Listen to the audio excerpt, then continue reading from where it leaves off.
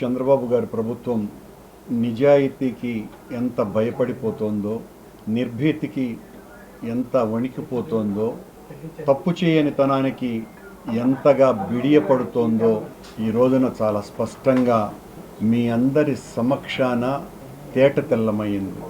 గత 5 రోజులుగా చంద్రబాబు గారి ప్రభుత్వం, ఆయన మంత్రివర్గ సభ్యులు, ఆయన పార్టీ నాయకులు, ఆయన కూటమి సభ్యులు జగన్మోహన్ రెడ్డి గారి గత ప్రభుత్వం మీద నీలాప నిందలు వేస్తూ ఆయన వ్యక్తిత్వాన్ని పూర్తిగా సర్వనాశనం చేయటం కోసమని గత టీటీడీ పాలక మండళ్ళు వాళ్ళ ఆధ్వర్యంలో స్వామివారి అమృతతుల్యమైనటువంటి అన్నప్రసాదాలు, లడ్డూలలో కళంకితం చేశామని కలుషిత రాజకీయ తెరకు వాళ్ళు పూనుకున్నారు.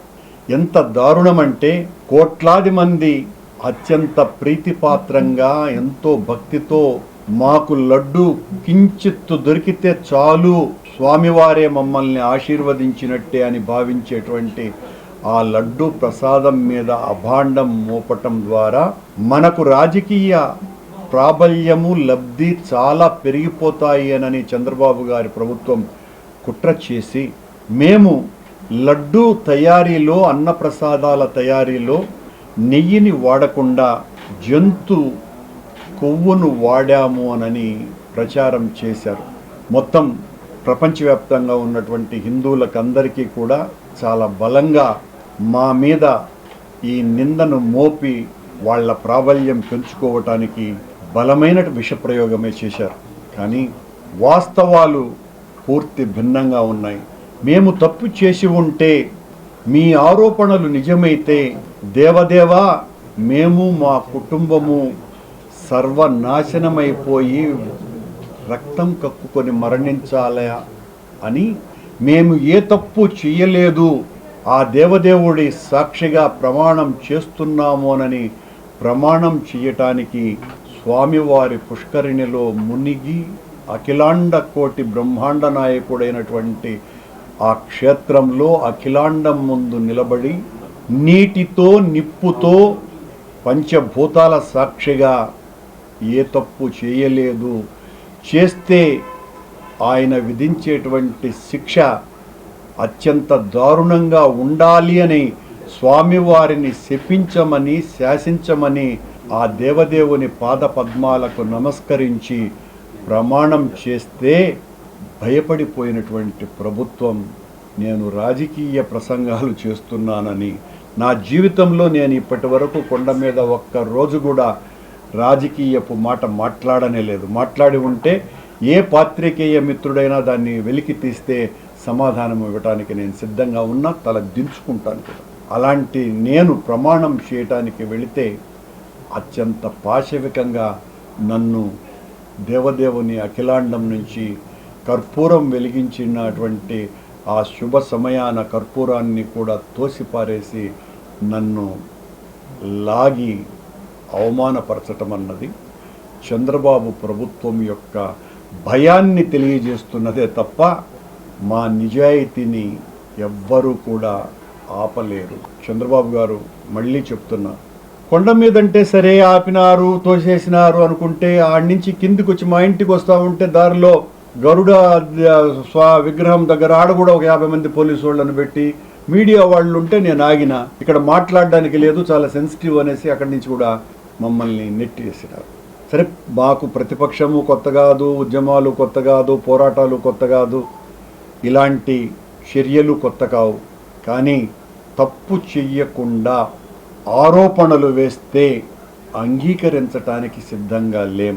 అందుకే నిన్న మొన్న ప్రతిరోజు కూడా మా నాయకుడి దగ్గర నుంచి మా వరకు అందరము కూడా సిబిఐ చేత విచారణ చేయించండి, సిట్టింగ్ జడ్జి చేత విచారణ చేయించండి, నిజాలు నిగ్గు తేల్చండి, మేము తప్పు చేయలేదు, తప్పు చేసింది మీరు, భగవంతుని ఆ అఖిలాండ కోటి బ్రహ్మాండ నాయకుని రాజకీయ ప్రయోజనాల కోసమని వాడుకుంటున్నది మీరు అనని ప్రజలందరూ కూడా గమనిస్తున్నారు. సరే, మీ మీడియా ద్వారా మీరు ప్రచారం చేసి మీకు కావలసినటువంటి వాళ్ళు మా మీద ఎంత దుష్ప్రచారం చేసినప్పటికీ కూడా ప్రపంచంలో ఎంత నీచాతి నీచుడైనా కూడా మీరు చేసినటువంటి ఆరోపణ అంటే ఆ లడ్డు ప్రసాదాలలో పంది మాంసము, పంది కొవ్వు, చేపల నూనె లేదా యానిమల్ ఫ్యాట్ వాడతారోనని ఎంత నీచుడు కూడా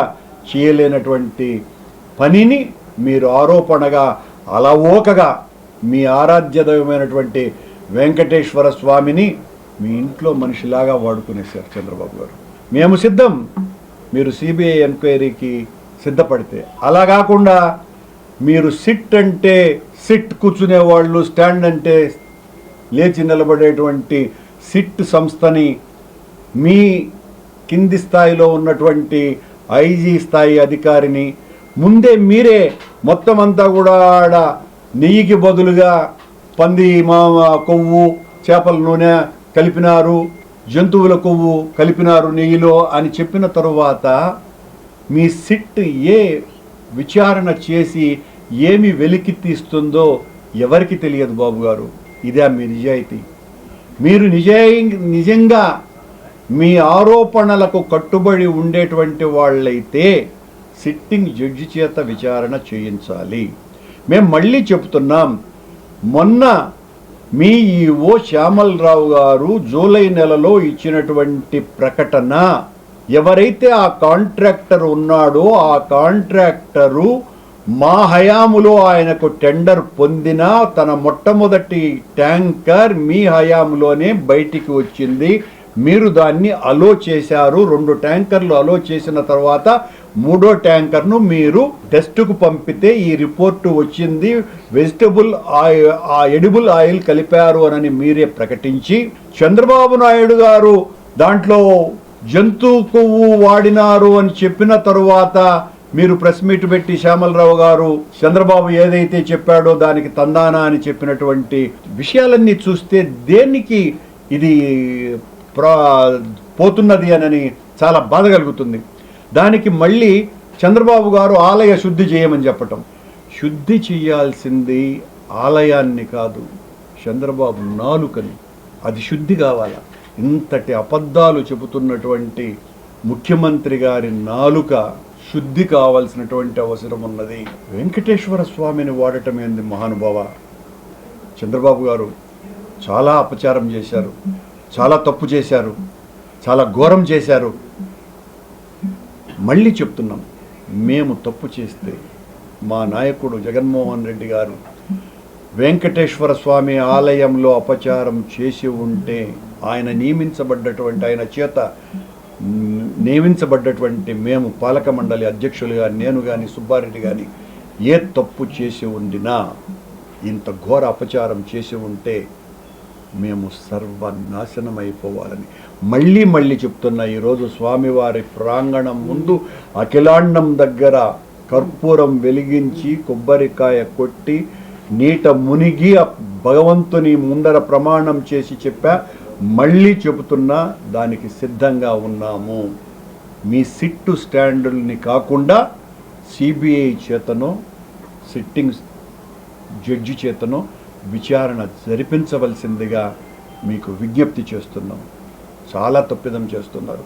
నేను మొత్తం హిందువుల ఆరాధ్యదైవమైనటువంటి వెంకటేశ్వర స్వామి ఆలయంలో మీరంటూ ఉంటారు, ఇలాంటి వాళ్ళు భగవంతుడే చూస్తూ ఉంటాడు, ఇలాంటి వాళ్ళనందరినీ కూడా శిక్షిస్తూ ఉంటాడు, భగవంతుడి ఆన లేకపోతే ఏమీ జరగదు కొండ మీద అని చెప్పేటువంటి చంద్రబాబు నాయుడు గారు మీ తైనాతీలకు ఆ వెంకటేశ్వర స్వామి చలువ వలన, ఆయన యొక్క చరణామృతాల స్పర్శ వలన 91 సంవత్సరాల చరిత్ర కలిగినటువంటి తిరుమల తిరుపతి దేవస్థానాల పాలక మండలి చరిత్రలో 3 సార్లు పాలక మండలి సభ్యునిగా, 2 సార్లు ఆ దేవదేవుని ఆలయ అధ్యక్షునిగా అవకాశం ఇచ్చిన వ్యక్తి వెంకటేశ్వర స్వామి నాకు ఒక్కడికే. ఆయన ప్రేమ, ఆయన కరుణ, ఆయన కటాక్షం, ఆయన దీవెన, ఆయన ఆశీస్సు లేకపోయి ఉంటే నేను అయ్యి ఉండేవాడిని కానే కాదు. నా మీద గతంలో కూడా మీరు అనేక రకాలైనటువంటి అభాండాలు వేసి అనేకంగా తిట్లు తిట్టినా, ఇలాంటి దుర్మార్గులను చేసినారు అని నిందలు మోపిన తర్వాత కూడా ఆ దేవదేవుడు మళ్ళీ నాకు 5 సంవత్సరాలలో 4 సంవత్సరాల పాటు పాలక మండలి సభ్యునిగా, ఆఖరి సంవత్సరం పాలక మండలి అధ్యక్షునిగా నియమించినాడు. అంటే ఆయన దయ వలన అయినాను, ఆయన కరుణ వలనే అయినాను, ఆయన భక్తుడును కాబట్టే అయినాను. మీరంటున్నట్టుగా నేనేదో క్రిస్టియన్ను కాదు, మీరంటున్నట్టుగా నేను నాస్తికుణ్ణి కాదు. అవి 2 అయినా కూడా నేను, ఒకవేళ మీరంటున్నటువంటి ఆరోపణలు అవి 2 నిజమని తేలినా, నేను దేవదేవుని ముందర ఏ ప్రమాణం అయితే చేశానో దానికి కూడా సిద్ధంగా ఉన్నాను, అదే ప్రమాణానికి కట్టుబడి ఉన్నాను. చాలా తప్పిదం చేస్తున్నారు. మేము ఏ తప్పు చేయలేదు. వెంకటేశ్వర స్వామి ఆలయ అన్నప్రసాదాలలో, లడ్డూలలో మా వలన ఏ రకమైనటువంటి కళంకితము జరగలేదు. ఏ విచారణకైనా మేము సిద్ధమని మరొక్క మారు తెలియజేస్తూ సెలవు.